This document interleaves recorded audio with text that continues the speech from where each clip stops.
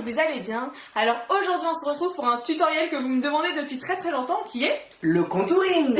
Voilà, on espère que ça va vous plaire et on vous laisse regarder. C'est parti. Alors tout d'abord en fait on va commencer par vous expliquer très rapidement au niveau de la morphologie et du contouring.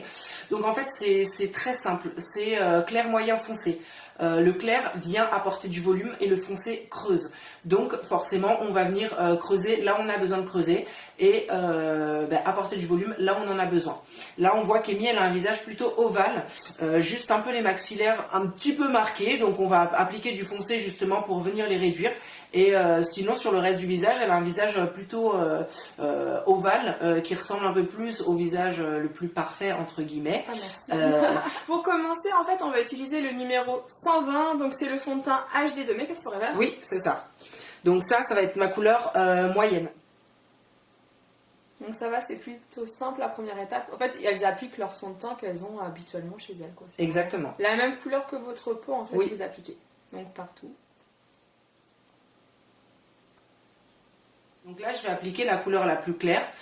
Faut savoir que cette couleur qui est déjà plus claire que son teint d'origine va être encore plus claire, justement, parce que je vais y ajouter un fard à blanc pour vraiment donner ce côté bien lumineux. Le produit qu'Yoann utilise, en fait, c'est un fond de teint stick. Donc, je vais vous montrer au niveau des emplacements. Évidemment, la pommette, toujours à mettre en évidence. On va mettre son menton parce que justement, elle a un menton qui est assez normal, mais qui a pas tendance à aller trop vers l'avant. Donc, on peut se permettre de l'illuminer un petit peu. Voilà, moi, je vais illuminer un petit peu à ce niveau-là parce que je vais faire une petite correction du nez. Elle rétrécit. Voilà, et au niveau du front, elle a de la place sur son front, donc pas forcément besoin de faire justement d'apporter de la lumière, mais on peut toujours, si on veut cet aspect vraiment très frais, levé du matin, on peut se permettre d'apporter un peu de lumière vraiment à ce niveau-là. Donc voilà, là vous avez les emplacements, j'espère que c'est assez clair pour vous. Après, évidemment, on peut venir faire, en même temps qu'on fait la morphologie du visage, on peut venir travailler la morphologie des yeux. Donc forcément, ici, on va appliquer un peu de clair en coin interne de l'œil. Et au niveau de l'arcade sourcilière, juste en dessous de la cassure de votre sourcil. Donc, pour dégrader, c'est très facile. Donc, venir tapoter pour pas trop déplacer la matière. Et juste en extrémité, on va pouvoir venir un petit peu balayer notre matière. Et surtout pour ne pas la déplacer, éviter de faire ce mouvement-là. Juste vraiment sur les extérieurs.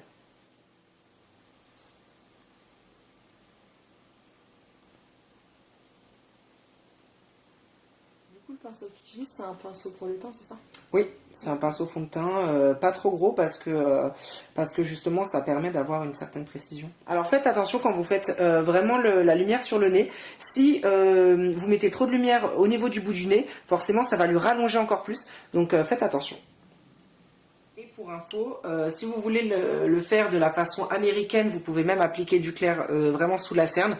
Parce qu'elles ont vraiment comme un masque vraiment très blanc pour donner cet aspect frais. Et il faut savoir que dans les pays asiatiques, quand ils font des corrections comme ça de contouring, souvent ils utilisent du blanc pur.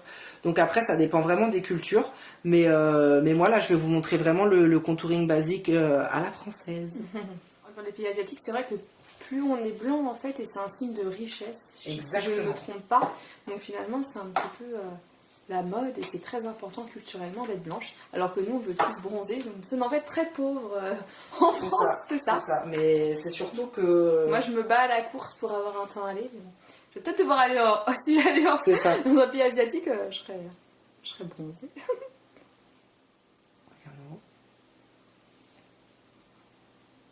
Pour le côté anti-fatigue, j'applique juste un anti-cerne sur la cerne.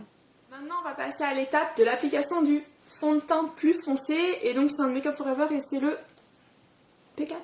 Oui, c'est ça. Donc voilà, donc toujours le foncé à la fin. Donc là, vraiment, juste pour une petite astuce, vous repérez en fait votre creux, tout simplement parce que ici vous avez l'os. Donc quand vous touchez, c'est bombé et juste en dessous vous avez un creux. Donc c'est à ce niveau-là que vous devez appliquer votre foncé. Et votre intensité la plus forte dans un blush ou même dans un contouring comme ça, l'intensité doit se situer plus à ce niveau-là qu'au niveau de la joue. Parce qu'on peut vite tomber dans quelque chose d'un peu clownesque si ça revient trop vers la joue. Donc là, le foncé est une étape un peu plus compliquée que le clair, mais ça reste la même technique, hein, comme vous voyez, on fait ça très très rapidement. Pour faire exactement comme on a fait avec la couleur claire, je vais vous montrer où placer votre foncé. Donc, comme je l'ai dit, au niveau du creux, juste en dessous de la pommette, à ce niveau-là.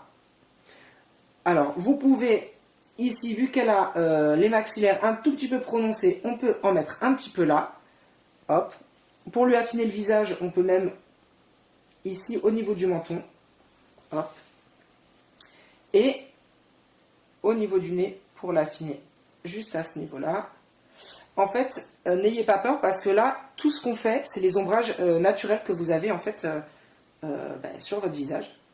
Il faut juste pouvoir jouer avec pour les accentuer ou les faire disparaître à votre convenance. Et vu que même si ici, elle a un front qui n'est pas très très long, mais on peut quand même se permettre ici de faire un contouring à ce niveau-là et au niveau des tempes.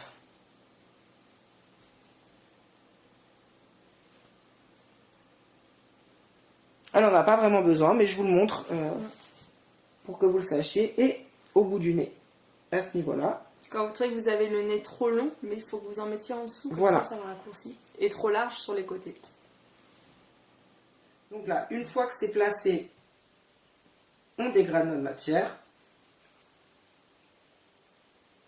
Il faut savoir que même si c'est un peu fort, c'est pas très grave parce que la poudre libre, quand on va poudrer notre teint, ça va venir atténuer l'intensité de nos clairs et de notre foncé. Donc n'ayez crainte si vous trouvez que c'est un peu orangé ou un peu foncé. Voilà.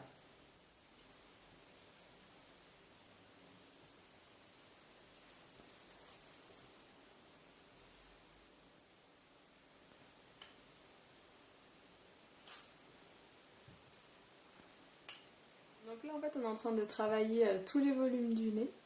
T'estompes tout, c'est ça? Oui, ouais. Et ce qui est bien, c'est que tant que vous n'avez pas poudré, tout est remodifiable en fait.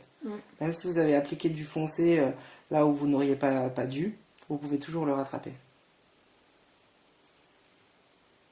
C'est pour ça en fait qu'on travaille qu'avec des fards gras, parce que plus c'est gras, plus vous pouvez modeler, dégrader, mais dès que vous mettez de la poudre, c'est fini, hein. C'est fixé, ça ne bougera plus. Ouais. Après là, nous on travaille avec des fonds de teint en stick, mais vous pouvez très bien prendre différents fonds de teint fluides, il n'y a pas de souci. Voilà, ouais. Faut juste faire attention avec le contouring parce que à ce niveau-là, sur la racine des cheveux, ça peut vite se voir. Donc dégradez bien, quitte à qu'il soit très très discret, juste pour apporter un petit ombrage. Alors voilà, donc là on a terminé notre contouring au fard gras et au fond de teint. Donc maintenant on passe au repoudrage. Là j'utilise la poudre Make Up For Ever, la 12. Donc c'est la plus basique, hein. Donc je poudre mon teint normalement. N'oubliez pas, toujours lisser avant de poudrer, parce que surtout quand vous travaillez avec des sticks. Donc pour lisser, vous tapotez la zone où on ne veut pas qu'il y ait de petites ridules ou de petites traces. Et par la suite, on poudre. Vous pouvez aussi poudrer à la houppette. Donc on aura une meilleure opacité, mais justement ça risque de faire peut-être un peu comment on pourrait appeler ça? Ouais, un peu too much, un peu trop, voilà, un peu trop placardé en fait. Si vous voulez quelque chose de vraiment couvrant, vous pouvez donc, comme dit Johan, le faire à la houppette, sinon faites-le au pinceau, c'est peut-être mieux. Et du coup là, tu utilises un petit pinceau, c'est ça, Johan? Oui, juste pour les sillons, pour les cernes, pour les endroits les plus sensibles et les plus difficiles. Pour éviter de se faire plutôt rider, tant qu'à faire. Comme vous pouvez voir, la poudre, ça estompe vachement l'intensité de nos fards gras. Donc c'est pas très grave parce qu'on va pouvoir, aux endroits où on veut, vraiment retravailler au fard sec. Alors maintenant, on passe justement au même travail, donc sur les mêmes emplacements qu'on a appliqué les fards gras en poudre. Donc là, j'utilise en couleur intermédiaire, déjà en couleur foncée et claire, le Sculpting Kit de chez Make Up For Ever. Vous avez plusieurs teintes, moi c'est la médium. Pour l'appliquer, c'est comme le blush, hein, biseauté. Celui-ci c'est le double de chez Make Up For Ever, toujours.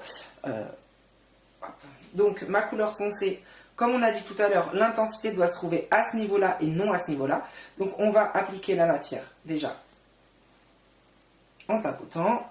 On retire l'excédent sur son bras ou là où on peut et on dégrade bien en 8.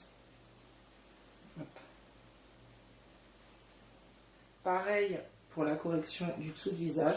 Juste faire attention parce qu'ici vous pouvez l'intensifier un peu plus que sur les autres parties parce que votre sculpting blush, il peut justement servir de blush naturel.